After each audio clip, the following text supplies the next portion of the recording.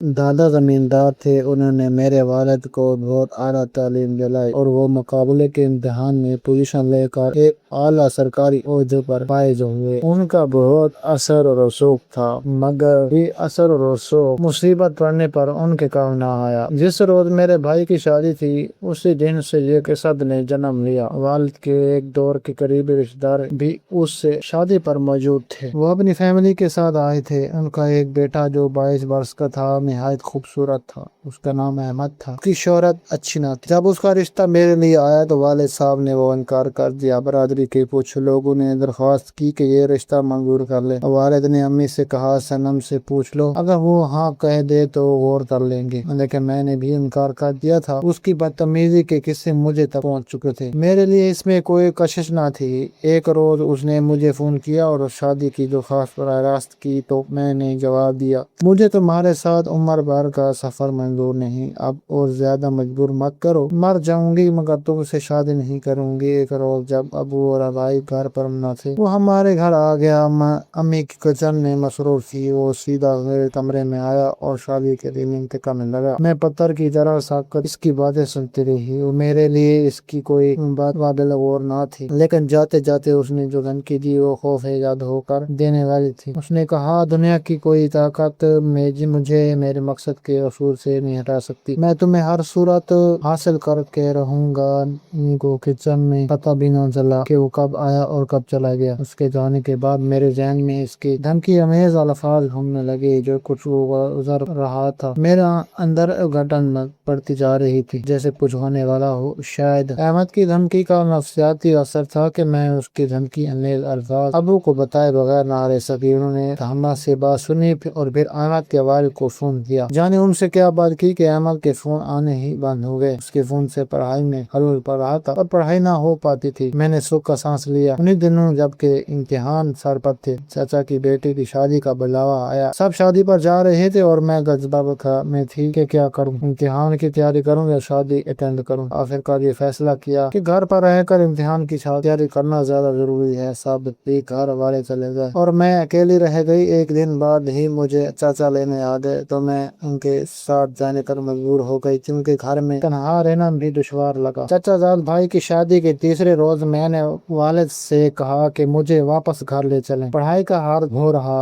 वो गाड़ी अम्मी और बहनों को वापस लाने के लिए भाई के पास छोड़ाई और मुझे लेकर बस अड्डे पर आ गए। अबू और भाई आपस में बात कर रहे थे कि जीप और गाड़ी हमारे सामने आकर रोक गई। उसमें से असला बरादर लोग उतरे और उन्होंने मुझे जबरदस्ती घसीट कर गाड़ी में डाल दिया। उन्होंने वहाँ मौजूद लोगों पर भी असला तान दिया। ये सब कुछ आन की आन में कुछ इस तरह हुआ जैसे किसी फिल्म का सीन है। अबू पर क्या गुजरी भाई को मैंने गाड़ी के पीछे भागते देखा, लेकिन उनके पास असला ना था। वो खाली हाथ। ज्यादा देर होश आवाज रक्स की और बेहोश हो गई। ना जाने कब तक और किन रास्तों पर गाड़ी चलती रही। बिल आखिर झटके से रुकी तो मेरे होश उड़ गए। अभी तक समझ नहीं पाई थी कि किसने और किस वजह से ये दुश्मनी की है। अचानक अहमद सामने आ गया। उसको देखते ही मैं चीखने लगी, लेकिन मेरे आंसू का पर कोई असर न हुआ। इसने कहा, रोना बंद कर दो और बेखौफ हो जाओ। तुम यहाँ महसूस हो, तुम्हारी इज्जत मेरी इज्जत है। मैं तुम्हारी मर्जी के बगैर इस कमरे की दुल्हन भी नहीं बना सकता, मगर तुम्हें मुझसे निकाह करना होगा। मुझे को इससे और ज्यादा नफरत हुई। जमीन पर ढेर होते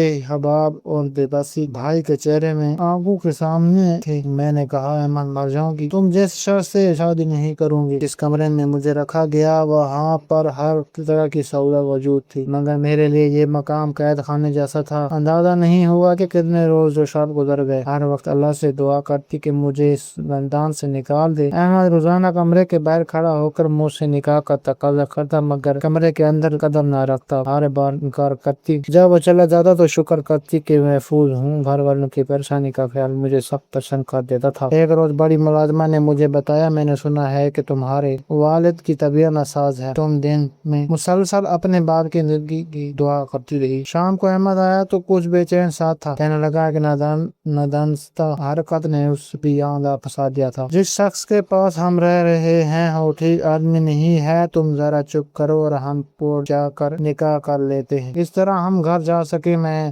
اپنے کیے پر نادام ہوں، مجھ سے بڑی غلطی ہوئی، تمہیں اس طرح اٹھا کر نہیں لانا چاہیے تھا۔ اسی دوست نے مجھے افسایا اور میں اس کے افسائی میں آ گیا۔ اب اس کے تیور ٹھیک نہیں رکھتے۔ میں نے کہا یہ تمہارا دوست ہے تو تم جیسا ہی ہوگا، مجھے بہت ندامت ہے، اب مسئلے کی نزاکت کو سمجھو، تمہارے والد کی طبیعت ٹھیک نہیں ہے، اگر تم سے نکاح کیے بغیر واپس لے گیا تو میری جان کو خطرہ ہے، کورٹ میں نکاح کر کے اور جج کے سامنے میرے حق میں گام دے کر تم میری جان بچا سکتی ہو۔ میں نے کہا کہ اگر تمہیں اتنے ہی میرے والد سے ہمدردی ہے تو یہ غلط ہے، تب کیونکہ میں نے اس کی بات رد کر دی۔ ابو کے پاس بھی رسل کی پنی نہ تھی، وہ ڈھونڈ نکالتے، لیکن یہ پتہ نہیں یہ ظالم مجھے کہاں لے کر آیا تھا، وہ مجھ تک نہیں پہنچ سکتے تھے۔ رات دن کا انتظار رہتا تھا۔ اسی رات عورت نے جو میرے ساتھ کمرے میں ہوتی تھی سمجھایا کہ تم احمد کی بات مان لو، وہ برا نہیں ہے، تم سے محبت کرتا ہے، ہر صورت شادی کرنا چاہتا ہے، نکاح کر لوگی، کم از کم اس کیسے پر ہے پا لوگی، ورنہ تمہاری فکر کی وجہ سے تمہارے باپ کی جان چلی جائے گی، وہ بہت بیمار ہیں۔ اسی رات وہ آپ نے مجھے ابو بیمار نظر آئے تو میں نے فیصلہ کیا کہ احمد کی بات مان لیتی ہوں، کم از کم ابو کو تو زندہ دیکھ سکوں دی۔ احمد آیا تو میں نے سختی بیزاری کے ساتھ سے اسے اپنے فیصلے سے آگاہ کیا۔ اس نے اپنے کچھ دوست بلوائے اور نکاح ہوا، پھر وہ مجھے لے کر اس ناواقف علاقے سے نکاح اور شام کو ہم شہر آ گئے۔ اس نے کہا ہم اس شہر میں رہتے ہیں اور صبح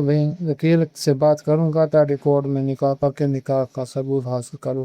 اس نے مجھے اس رات کے ایک دوست کے گھر رکھا جہاں اس کی بیوی اور بچے بھی تھے، اور خود دوسرے کسی دوست کے گھر چلا گیا۔ اس نے کہا کہ ابھی مجھے تمہاری اور اپنی حفاظت مطلوب ہے۔ احمد کا یہ دوست میرے بھائی کا ہم شکل تھا، اختیار میں نے اسے بھائی جان پکارا تو اس نے میرے سر پر ہاتھ رکھا اور کہا آج تم میری بہن ہو۔ میں نے کہا کیا چاہتے ہو؟ اپنے والد سے بات کرنا چاہتی ہوں، میں ان کو تسلی دینا چاہتی ہوں کہ میں خیریت سے ہوں، وہ بیمار ہیں اور مجھے اعتبار نہیں آ رہا کہ احمد مجھے ان سے ملائے گا یا نہیں۔ اس کی بیوی نے تسلی دی کہ خاطر جمع رکھوں، اور جب وہ باہر چلا گیا تو دوست کی بیوی نے مجھ سے نمبر پوچھ کر فون ملایا۔ میری امی سے بات ہو گئی، احمد کچھ انتظامات کے لیے گیا ہوا تھا، وہ رات میں نے جا کر گزاری تھی۔ صبح جب ہم کورٹ پہنچے تو وہاں بھائی پہلے سے موجود تھے۔ احمد حیران اور پریشان ہو گیا۔ بے شک ہمارا نکاح مولوی صاحب نے زبانی پڑھا دیا تھا، مگر قانونی طور پر رجسٹر نہیں ہوا تھا، تبھی کوئی نہیں مان رہا تھا کہ ہمارا نکاح ہوا ہے۔ جب ہم جج کے روبرو